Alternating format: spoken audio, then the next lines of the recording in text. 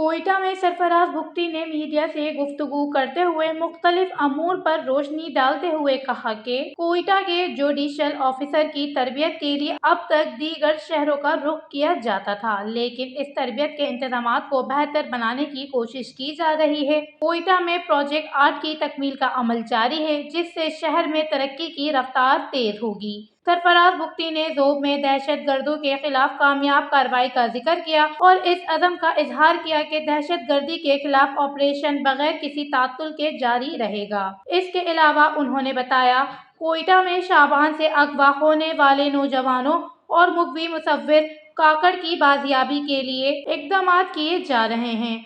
उन्होंने मजीद बताया, PPL के बलूचिस्तान के वाजिबात का मामला वफाकी हुकूमत के साथ उठाया है और इस ज़मन में वफाकी सतह पर संजीदा बात हो रही है।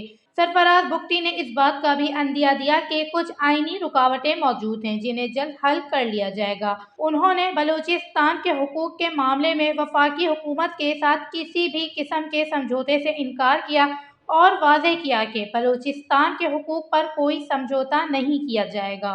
वश न्यूज़, कोयटा, बलूचिस्तान।